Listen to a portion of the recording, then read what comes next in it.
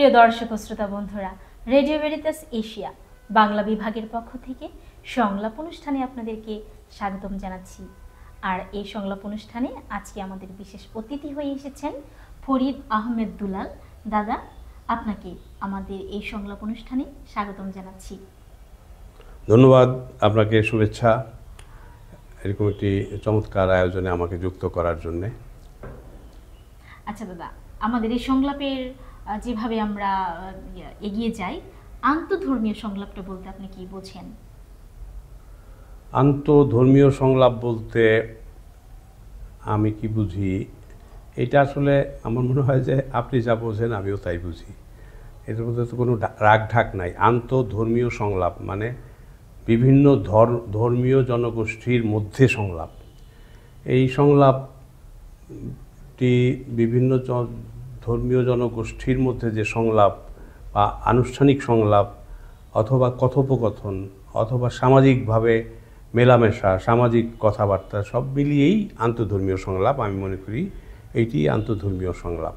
তো রাষ্ট্রীয়ভাবে, সামাজিকভাবে আমরা আমাদের এই দেশে বিভিন্ন ধর্মের সাথে বসবাস করছি। আপনার কথায় যেটা উঠে এসেছে যে আন্তঃধর্মীয় সংলাপটা কিভাবে হয়, তাহলে এইটি ধর্মীয় মতামত এবং বসবাসকারী মানুষের মধ্যে যে সংলাপটা হয়, সেই সংলাপের ধরনটা কেমন হবে বলে আপনি মনে করেন? আসলে আমি মনে করি যে আন্তঃধর্মীয় সংলাপ এই প্রসঙ্গটি যখন আনুষ্ঠানিকতায় পড়ে তখন এর জন্যে একটি আহ্বান দরকার, একসঙ্গে বসার আয়োজন দরকার, তারপরে পরস্পরের সঙ্গে সংলাপ করা। কিন্তু আন্তঃধর্মীয় সংলাপের যে মূল বিষয়টি যেটি হওয়া দরকার আমি মনে করি সেটি হচ্ছে, ধরা যাক আমার প্রতিবেশী, যিনি আমার প্রতিবেশী তিনি কোন ধর্মে সেটি বিষয় না, তিনি আমার প্রতিবেশী, ওইটি তার বড় পরিচয়, তিনি মানুষ। কাজে এইখানে উনি যদি ভিন্ন ধর্মাবলম্বী হন তাহলেও তার সঙ্গে আমার কথাবার্তা হবে, উঠা বসা হবে। তার বাড়ির মোরগটা আমার বাড়িতে এসে ধান খাবে, আমার বাড়ির মুরগিটা তার বাড়িতে গিয়া ধান খাবে, এটি হবে। কিন্তু আমাদের মধ্যে একটি সদ্ভাব বজায় থাকবে। সদাচারী যদি আমরা হই তাহলে পরে এই সদ্ভাবটা যে কোনো ধর্মের মানুষের সঙ্গেই হতে পারে। এবং রাষ্ট্রীয়ভাবে যে প্রসঙ্গটি বলছেন, এইগুলি আয়োজন করে আসলে কিছু হয় না, আনুষ্ঠানিকতা দিয়ে কিছু হয় না। যদি আমার মধ্যে ভালোবাসা না থাকে, আপনার সঙ্গে আমার সঙ্গে যদি প্রেম না থাকে, তাহলে এই আয়োজন করে ডেকে এনে সংলাপ, এই সংলাপটা এইখানেই সীমাবদ্ধ হয়ে যাবে। আমরা এই সংলাপ করে চলে যাব, বাইরে চলে যাব, এই সংলাপের যে চেতনা সেই চেতনাও চলে যাবে। কিন্তু সেটি বিষয় না, বিষয়টি হচ্ছে আমার ভেতরে এই চেতনাটি লালন করতে হবে। আমি সব সময়ের জন্য মানুষ হয়ে থাকব, সব সময়ের জন্য আমি সবার প্রতি সহানুভূতিশীল হব, সব সময়ের জন্য আমি অন্যের বিষয়টি বিবেচনা করব সম্মানের সঙ্গে। এই যে জায়গাটি যদি আমার মাথায় থাকে তাহলে আন্তঃধর্মীয় সংলাপ, এই সংলাপের আনুষ্ঠানিকতার প্রয়োজন হয় না। আমরা ওই জায়গায় সবাই ভালো থাকতে পারি, সম্প্রীতির মধ্যে থাকতে পারি। এই সম্প্রীতিটা তো সবার জন্যই জরুরি। কারণ আমরা যদি এই উপলব্ধি না করি, আমার হাতের আঙ্গুল যদি আমাকে আয়না দিয়ে দেখাতে হয়, তার অর্থ আমি চরম বোকার রাজ্যে বাস করি, এই কারণে আমাকে হাতের আঙ্গুল আয়না দিয়ে দেখাতে হয়। সম্প্রীতি তো সবার জন্য দরকার। আজকে সম্প্রীতি যেখানে লঙ্ঘিত হচ্ছে, তার মানে কি, যেখানে যে শক্তি ধারণ করে বেশি সে অন্যকে আঘাত করছে, তাহলে অন্য জায়গায় আবার যে ওইখানে আঘাত করছে অন্য জায়গায় তো সে দুর্বল, তাকে আঘাত করবে। এইভাবে যদি আঘাত পরস্পরকে আমরা করতে থাকি, বিশ্বময় আঘাতের একটি কারখানা তৈরি হবে। এইটি কি কখনো শুভ? এইটি কখনো শুভ না। অন্যকে সম্মান করতেই হবে, অন্যকে শ্রদ্ধা করতেই হবে, অন্যকে ভালোবাসতেই হবে।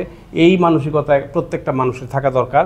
আমরা এই সত্যটা ভুলে গেছি মানে কি, অপচর্চায় আমাদের মধ্যে এমন একটা চেতনা হয়েছে যে আমি খ্রিস্টান, আমি মুসলমানকে অপমান করব, আমি হিন্দু, আমি খ্রিস্টানকে অপমান করব, আমি বৌদ্ধ, আমি জৈনকে অপমান করব, আমি মুসলমান, আমি হিন্দুকে অপমান করব। এই যে টেন্ডেন্সিটা আমার মধ্যে ডেভেলপ করছে, এই ডেভেলপমেন্টটা খুবই ক্ষতিকর মানুষ হিসাবে। আমি আর মানুষ থাকছি না। এই যে আমি মানুষ থাকছি না, যতক্ষণ আমি মানুষ না হচ্ছি ততক্ষণ আমি সৃষ্টির শ্রেষ্ঠ জীব হতে পারছি না। এবং আমরা সৃষ্টির একটি অন্যান্য প্রাণী যেমন আছে তাদের মতোই একটা প্রাণী, সুযোগ হলেই ঝগড়া করে, সুযোগ হলেই আক্রমণ করে, একজন আরেকজনকে খায়। তো ওই যারা সবচেয়ে বেশি যোগ্য তারা পৃথিবীতে টিকবে, এই মানসিকতা তো ওদের জন্যে, আমার জন্যে তো না। আমি তো মানুষ, আমি তো মনে করি আমিও টিকবো, আমার সঙ্গে আমার বন্ধুও টিকবেন, আপনার সঙ্গে আপনিও টিকবেন, আমার সঙ্গে উনিও টিকবেন। এই যে সবাই মিলে টিকে থাকা, সবাই মিলে ভালো থাকা, সেটাই তো সম্প্রীতি। এই সম্প্রীতিটা জরুরি। এই যে আপনি এত উদ্দাত্ত কণ্ঠে বলছেন সম্প্রীতি, হ্যাঁ, আপনার যে বলার ধরন, বলার ভঙ্গি বা আপনার হৃদয় থেকে যে কথাগুলো আসছে, এগুলো নিয়েই আমরা বসবাস করছি। তারপরেও কিছু সহাবস্থানে বসবাস করার জন্য কিছু অন্তরায় চলে আসে, কিছু চ্যালেঞ্জ চলে আসে। তাহলে আমরা যদি এই আন্তঃধর্মীয়ভাবে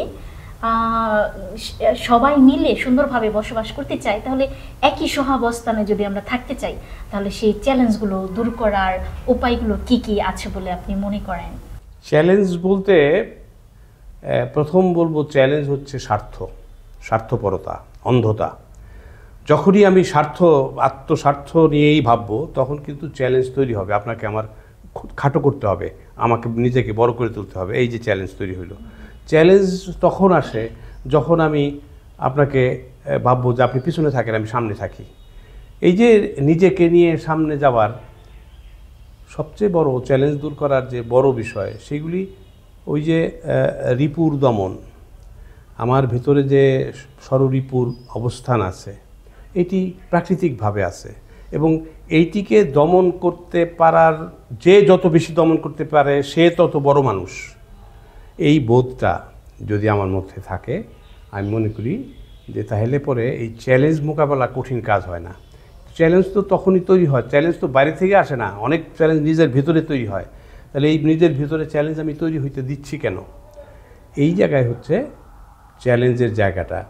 এখন একজন কবি হিসাবে আমি সমাজের বিভিন্ন দিক দেখতে চাই, যা দৃশ্যমান তা যেমন দেখি, দৃশ্যের বাইরেও দেখতে চাই। তাহলে দৃশ্যমান যা কিছু, তাকে হৃদয়ে ধারণ করে, এই প্রকৃতির একটা বিশাল এরিনা, এই প্রকৃতিকে যদি আমি সম্মানের সঙ্গে ধারণ করতে না পারি, এই প্রকৃতির প্রতি যদি আমি সহানুভূতিশীল না হই, তাহলে এই প্রকৃতি কিন্তু আমার বিরুদ্ধে অ্যাকশানে যাবে। সেই অ্যাকশানটা মানুষের মতো হয়তো ক্রূর হবে না, তার চেয়েও ক্রূর হবে। এই যে জলোচ্ছ্বাস হয়, এই যে অনাবৃষ্টি হয়, এই যে খরা হয়, এই সবই তো প্রকৃতির রিভেঞ্জ। আমরা প্রকৃতির সঙ্গে মিসবিহেভ করি বলে প্রকৃতি বাধ্য হয়ে আমাদের সঙ্গে এটা করে।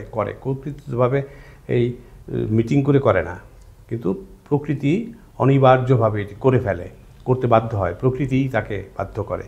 তো এইগুলিকে যদি আমরা দমন করতে না পারি, না যদি বুঝি, আন্তঃধর্মীয় সংলাপ ওই জন্যে জরুরি। আন্তঃধর্মীয় সংলাপ, আমি এটি শুরুতে বললাম যে আনুষ্ঠানিকতার চেয়ে বড় বিষয় হচ্ছে আমার হৃদয়কে পরিষ্কার করা, আমার মনকে, আত্মাকে পরিষ্কার করা, শুদ্ধ করা। আমি যদি শুদ্ধাচারী না হই, তাহলে আন্তঃধর্মীয় সংলাপ করে, আনুষ্ঠানিকতা করে আমাদের এই যে আজকের যে অনাচার, আজকের যে দুর্নীতি, আজকের যে প্রবল বৈষম্য, এ থেকে মুক্তি পাওয়া যাবে না।